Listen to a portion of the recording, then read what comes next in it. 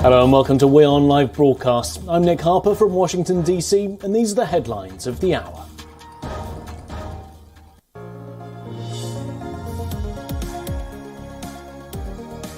US President Joe Biden in South Korea on his first Asia trip as the US leader. Biden aims to cement ties with regional security allies despite growing fears of a North Korean nuclear test.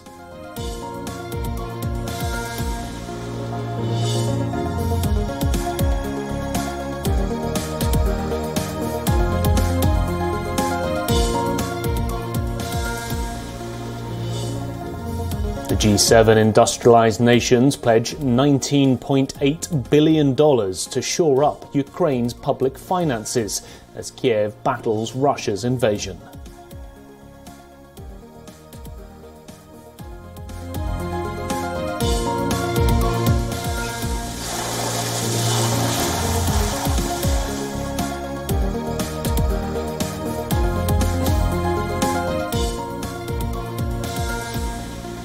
Amid row over NATO's Nordic expansion, Turkish President Erdogan says he will speak to Britain and Finland after US President Joe Biden offers his unequivocal support to Finland and Sweden to join NATO.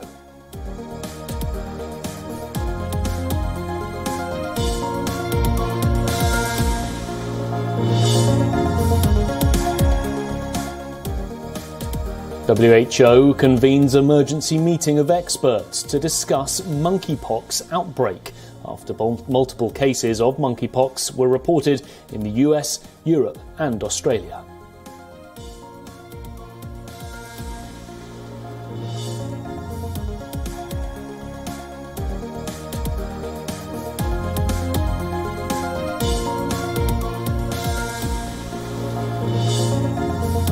The UN writes Chief Michelle Bachelet to be in China on Monday. Her tour will include visiting the Xinjiang region, where authorities stand accused of widespread violations.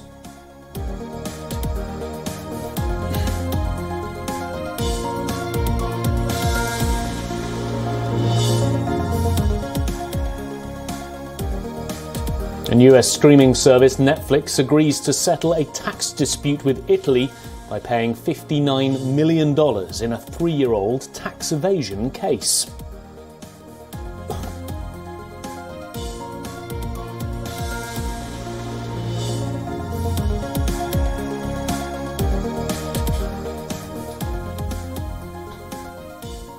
US President Joe Biden has kick-started his mission to reaffirm a key alliance with Asian partners amid provocations from North Korea and tensions over China. Biden arrived at the Osan Air Base in South Korea. It's an American military installation just outside of the capital, Seoul. Now, this is Biden's first trip to the country as the President of the United States. He took a tour of the Samsung computer chip plant in Pyeongtaek, as the Korean electronics company plans to open a $17 billion factory in the US state of Texas. Biden highlighted the computer chip shortage crisis and blamed Russia for further damaging the supply chains.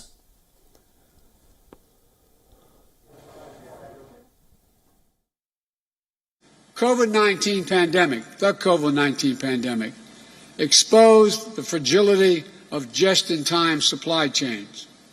The global semiconductor shortage has caused a shortfall in consumer goods, especially automobiles, and it's contributing to higher prices around the world. And now, Putin's brutal and unprovoked war in Ukraine has further spotlighted the need to secure our critical supply chains so that our economy, our economic and our national security are not dependent on countries that don't share our values. A critical component of how we'll do that, in my view, is by working with close partners who do share our values, like the Republic of Korea, to secure more of what we need from our allies and partners and bolster our supply chain resilience. Joe Biden will grapple with a multitude of foreign policy issues during his 5-day visit to South Korea and then Japan.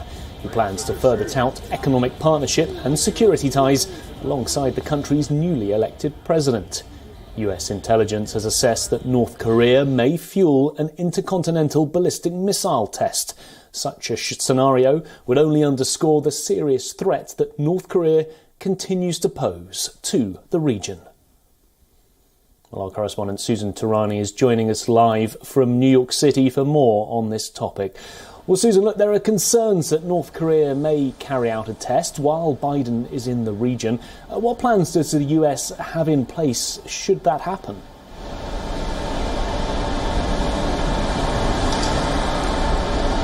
Right, a concern definitely on President Biden and the Biden administration's mind regarding North Korea's aspiration. However, the Biden administration has been very cautious in really outlining this trip as being a security trip. It's really focused on the trade aspect and the supply chain issue, really setting the stage in going to that Samsung factory on the one hand, really signaling that this is really to expand trade, but absolutely in the back of their mind is this concern on the part of North Korea that North Korea might take this action.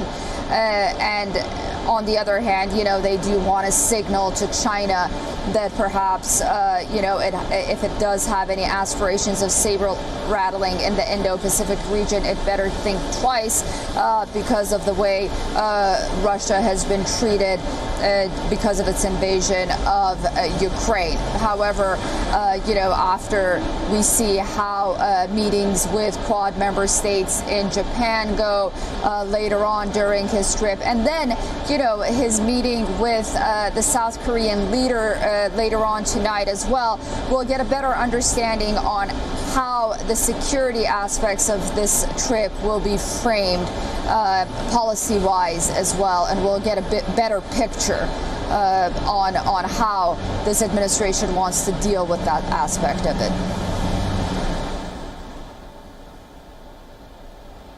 And Biden's clearly trying to shore up alliances with these two important allies. How important are these relationships when it comes to countering China in the region?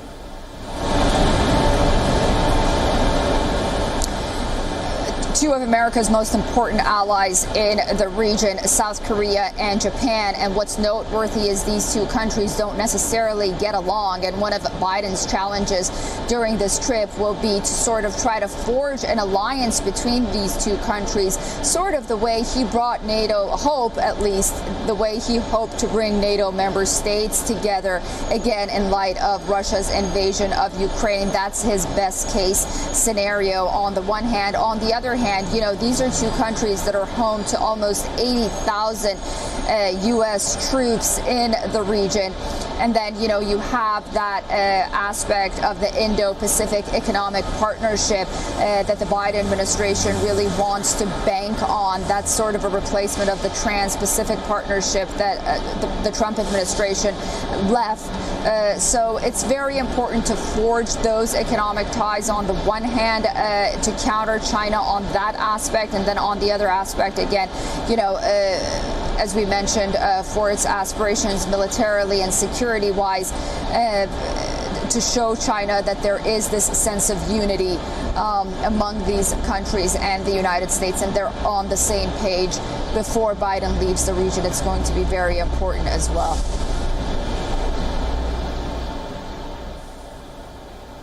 Well, thanks very much, Susan. Please stay put. We'll be talking again in a few minutes' time on the next topic. Moving on now, the US state of Oklahoma has approved one of the most restrictive abortion bans in American history. The legalization prohibits abortion from the moment of fertilization and relies on lawsuits from private citizens to enforce it, which means abortions at any stage of pregnancy are banned. There are exceptions, like medical emergencies and sexual assault. Oklahoma's House of Representatives passed the vote by 73 votes to 16, and it'll come into effect right after the governor signs it. It would be much more humane to the core of this whole discussion is the protection of innocent life.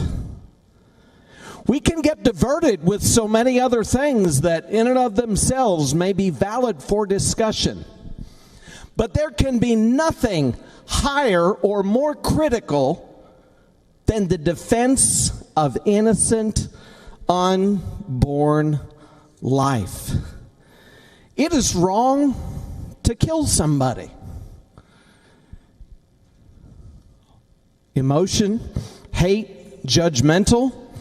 I don't know about you, but I'm glad, Madam Speaker, that we have laws against murder. Should we wipe away our laws against murder? And if somebody murders somebody else, we'll say, well, maybe you should have done that, but we don't want to do anything further because we don't want to be hateful. We don't want to be emotional. We don't want to be judgmental. No, an innocent life deserves protection. Well, according to opinion polls, Americans are in favour of abortion access. However, surveys also show public support for the ban. The top court, the Supreme Court, is expected to pronounce its decision by the end of June this year. US Vice President Kamala Harris has slammed Oklahoma's anti-abortion bill, which was passed less than an hour before she met with abortion providers on Thursday.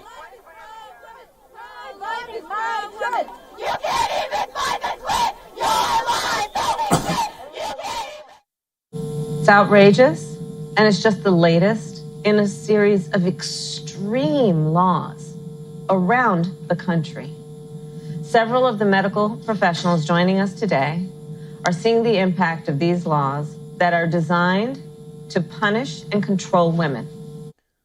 Well, we're back now with our reporter Susan Tarani, who's joining us once again live from New York City. Susan, look, abortion rights, it's such a contentious, divisive issue in the United States. What do you think we can make of this latest ruling and where abortion rights may be heading?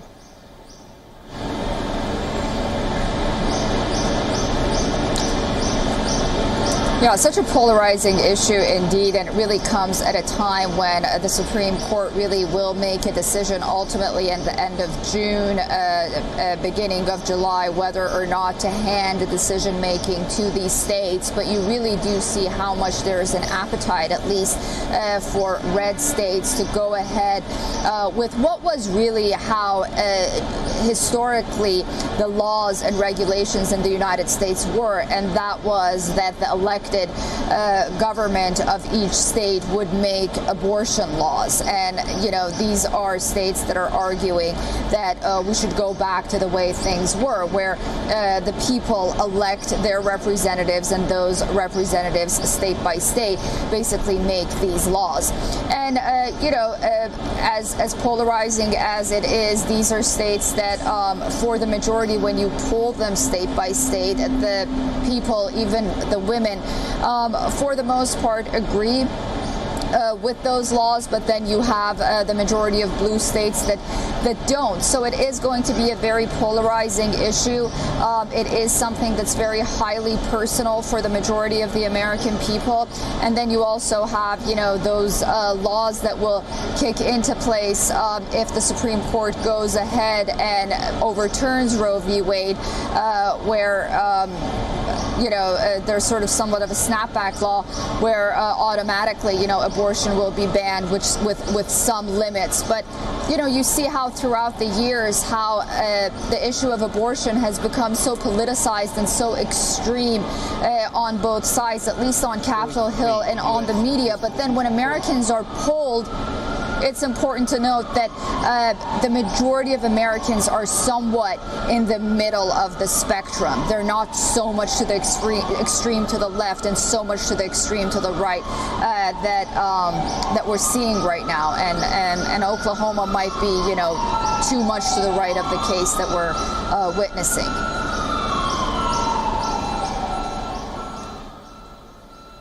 Thank you, Susan. Thanks for all your time this morning on those two stories. Susan Tarani joining us live from New York City.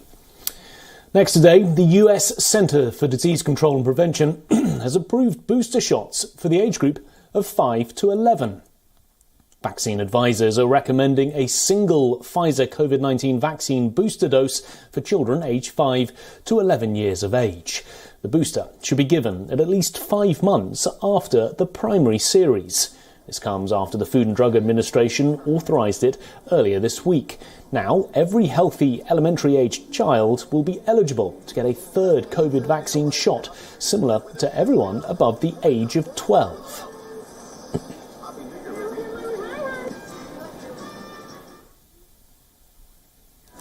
In the US, there are 28 million children who fall into the age range of 5 to 11. According to the American Academy of Pediatrics, almost 13.2 million kids in the US have tested positive for COVID-19 so far. Over 5.3 million cases have occurred this year alone. The CDC also reported that 364 children aged between 5 and 11 have died due to COVID in the country. Children are also the most vulnerable to developing multi-system inflammatory syndrome, a rare but serious COVID-19 related condition. The Omicron variant was also tough on kids. The CDC found that the effectiveness of 2 doses of Pfizer's vaccine for the 5 to 11 age group fell from 68% to just 12% during the Omicron surge. This means even 2 COVID doses failed to keep some children out of hospitals. Although vaccines may not be able to prevent milder effects of the virus, health authorities said the shots will provide strong protection against severe COVID-19 ailments, such as hospitalisation and even death. This decision is timely, as the number of new COVID-19 cases among children in the US is rising. It rose by nearly 76% last week, from just 2 weeks prior.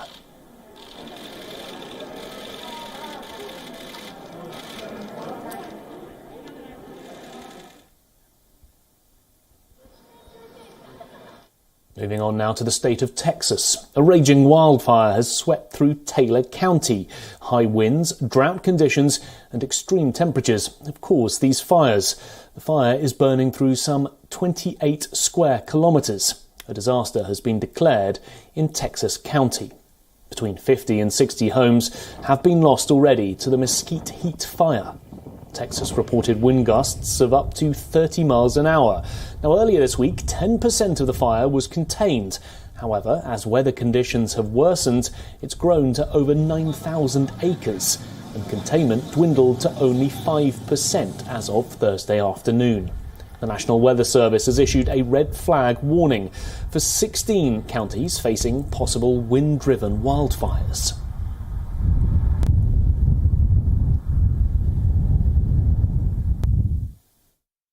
Going forward with this, we're going to be on this for a while, unfortunately, and so, main thing is just we're going to try and pace ourselves and get through this best we can.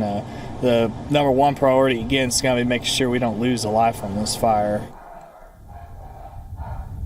The Texas wildfire is causing mandatory evacuations in multiple communities near Abilene. Crews are using aircraft and heavy equipment to build containment lines to try and fight the blaze. Authorities predict that wildfires could occur in Texas Hill Country and the Rolling Plains region throughout Friday.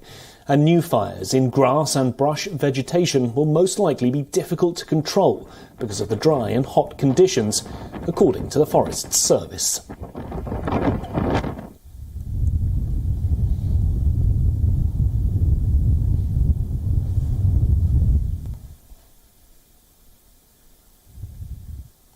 Well, now on to Australia, and dual floods have smashed the eastern coast of the country as the citizens are heading for a national election on Saturday. Will this have an effect on the upcoming polls? Well, our next report explores the issues. Houses turned into ruins. Ravaged roads, devastation and helpless faces. The eastern coast of Australia is still recovering from the catastrophic aftermath of dual floods that had hit the country in the month of March. I think the second flood that came through knocked the town's, psyche. The first flood was like a huge shock, and the second one was just too much. And the idea of another 16 metre, 15 metre, 12 metre flood coming through the town. The pole-bound coastal region witnessed visits from the Prime Minister and the opposition leader, and numerous promises of help. But 3 months on, a massive trail of destruction remains, even as floodwater has mostly receded. It's made the news. It was something to talk about for a couple of weeks, and then that was it. There was nothing else said, but I don't think people realise that we don't have houses to come back to. We don't have furniture, we don't have anything. So, I don't know, I think the government should still be helping us to recover, just even help people get back into their house. One room would be helpful. Battered by natural disasters, one after the other, people of Australia now wants climate change to be a part of its election agenda. I hope that people care, but I'm a bit disillusioned as well. So I'm kind of just like crossing my fingers and hoping for the best for next weekend. As the country gears up to vote on Saturday, more than 1,500 citizens of one of the world's wealthiest nations are still trying to fix their ravaged homes. The angry citizens are criticizing government for being slow in cutting down the country's carbon emissions and invest in renewables, as scientists believe that global warming is one of the biggest reasons why severe floods have become a more likely event in parts of Australia. The experts further suggest that the country is likely to witness increased intensity of extreme rainfall in days to come. The poll results in the country will now show whether the Morrison government's slow action on climate change has costed them dearly or not.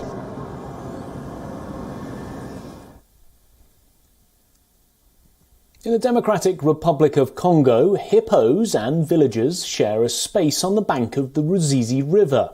But this issue remains very tense. Find out why as I bid you goodbye. Thanks for watching.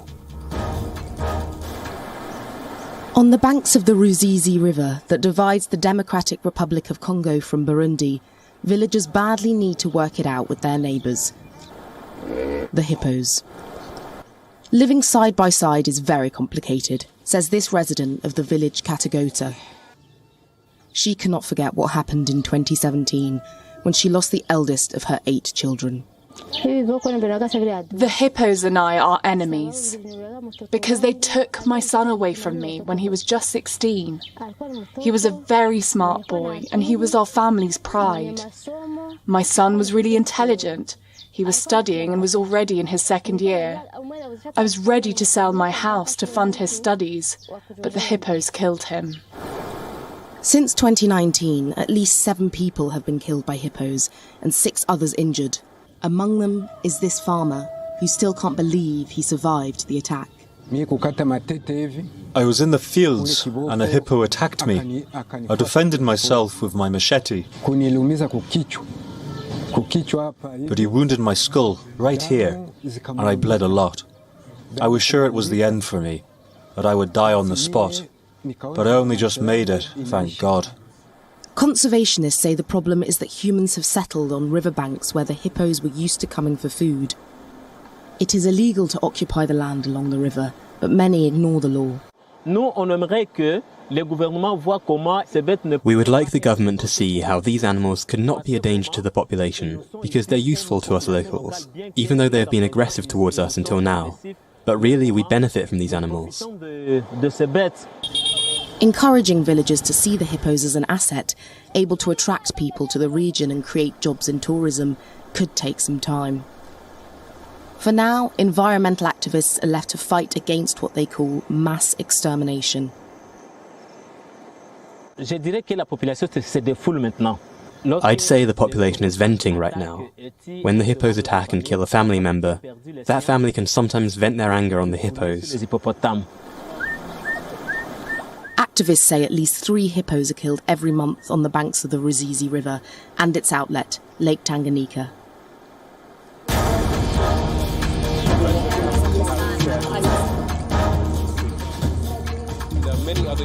This is right, Arab.